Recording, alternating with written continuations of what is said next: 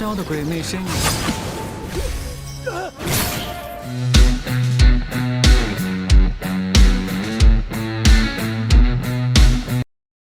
Hai, jumpa lagi bersama Mimin di channel Alu Cerita Film. Dan bagaimana kabar kalian?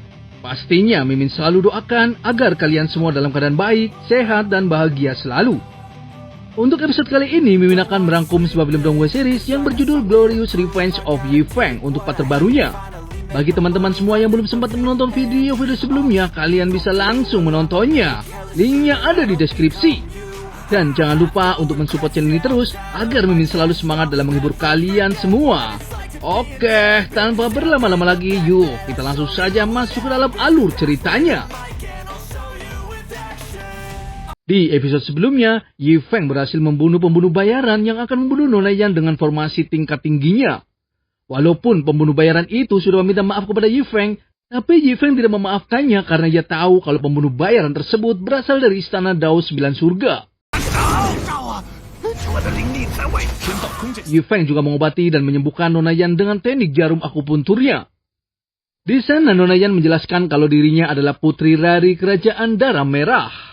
Karena politik kemungkinan pembunuh bayaran dari istana Dao 9 Surga itu disewa oleh pamannya untuk membunuh dirinya.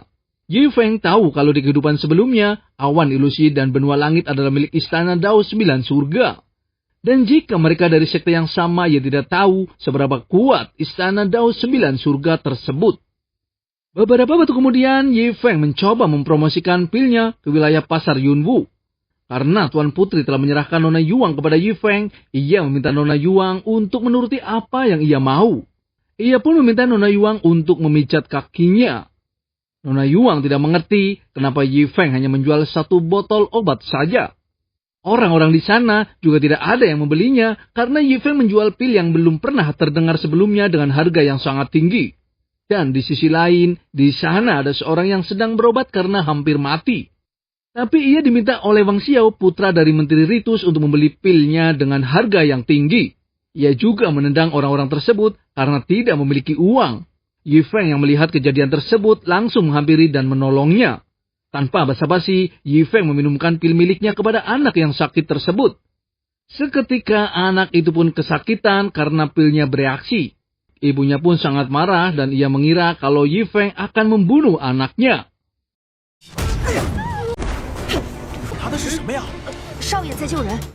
Tak selang berapa lama, anak tersebut pun langsung sembuh dan bisa membuka dentiannya.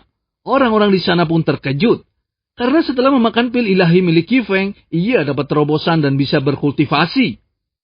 Mereka juga tahu tentang kabar pavilion kristal yang memakan ramuan ilahi milik Yi Feng. Kultivasinya langsung meningkat dari ranah meridian ke ranah kondensasi. Mereka pun berterima kasih atas pertolongan Yi Feng. Orang-orang di sana pun mengkhawatirkan Yi Feng yang tidak akan selamat jika berjualan di depan kios anak menteri. Seketika Yang Xiao dan Si Tuyu, putra dari Perdana Menteri, pun datang untuk menghampiri Yi Feng. Ia sangat marah dan merusak kios Yi Feng karena merusak bisnisnya dengan berjualan di depan kiosnya. Ia juga meminta Yi Feng untuk menyerahkan semua pil ilahi miliknya dan ia akan mengampuni hidupnya. Lalu Yi Feng dengan santainya bertanya kepada Yang Xiao kapan ia terakhir dipukuli. Yang Xiao pun sangat marah, namun temannya yaitu Si Tuyu memberi pilihan kepada Yi Feng. Ia meminta Yi Feng memberikan resep pilnya dan ia akan bertaruh dengan alkemis di kekaisaran menentang Yi Feng. Dan ia juga ingin menyelesaikannya di arena pertarungan. Yi Feng pun sangat senang karena akan berhadapan dengan alkemis kekaisaran. Tak selang berapa lama, mereka pun berkumpul di arena pertarungan. Sebelum bertarung, Nona Yuang tahu kalau keduanya tidak bermoral, bahkan jika Yi Feng mengalahkan mereka, dan bagaimana jika mereka menyukai Yi Feng. Yi Feng pun tidak akan membiarkan mereka melakukan hal tersebut. Pertarungan pun dimulai. Yang Xiao pun langsung memasuki arena pertarungan. Ia dengan sombongnya mengatakan kalau dirinya sudah berada di ranah kondensasi Ki puncak. Dan Yi Feng hanya berada di ranah kondensasi Ki tingkat 5. Ia juga mengatakan kalau Yi Feng dipastikan akan ngompol di saat melawannya. Lalu Yi Feng pun memasuki arena pertarungan. Yang Xiao langsung mengeluarkan kekuatannya yang menurut dirinya tak terkalahkan. Si Tuyu tahu kalau Yuan Xiao menggunakan teknik bayangan hantu yang sangat cepat, bahkan orang tidak bisa melihatnya. Dan dipastikan Yi Feng akan mati di tempat. Namun di saat Yang Xiao menyerang ke arah Yi Feng hanya dengan satu kali gerakan langsung membuat Yang Xiao mati konyol. Si Tuyu pun sangat terkejut karena Yuan Xiao mati dalam satu gerakan. Si Tuyu ketakutan dan langsung melarikan diri dan akan melapor kepada ayah Yang Xiao yang seorang menteri. Namun Yi Feng tidak membiarkan si Tuyu pergi begitu saja. Ia langsung menyerang ke arah si Tuyu dan membuat si Tuyu tak berdaya. Orang-orang di sana pun meminta Yi Feng untuk membunuhnya karena keluarga mereka juga dibunuh dengan keji oleh si Tuyu.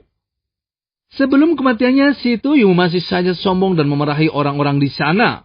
Tanpa basa-basi, Yi Feng pun mematahkan kakinya. Ia sangat ketakutan dan mengatakan kalau ayahnya adalah Perdana Menteri. Tapi Yi Feng tidak berbelas kasih dan akan memberikan kematian yang cepat untuk si Tuyu. Seketika, si Tuyu pun mati terkena pedang Yi Feng. Orang-orang di sana pun sangat senang dan mendukung Yi Feng. Di saat Yi Feng akan pulang, ia dihadang oleh para prajurit kekaisaran. Mereka meminta Yi Feng untuk ikut bersamanya untuk menemui kaisar. Tak selang berapa lama, Yi Feng pun bertemu dengan kaisar kerajaan Yunwu. Kaisar tahu kalau Yi Feng memiliki keterampilan yang luar biasa dan ia ingin tahu apakah Yi Feng bersedia minum dengannya.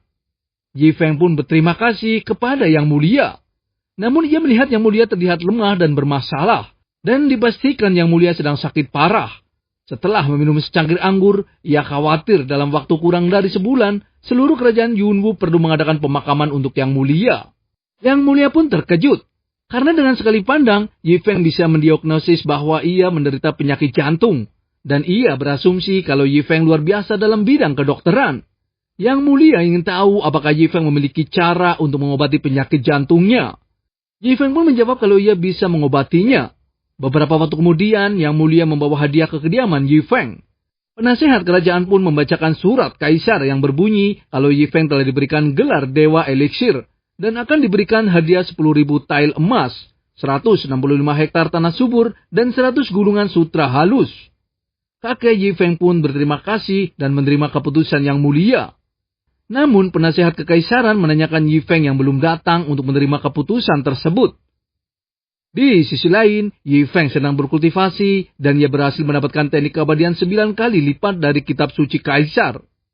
Lalu bagaimana kelanjutannya? Mimin akan bahas di episode mendatang. Terima kasih.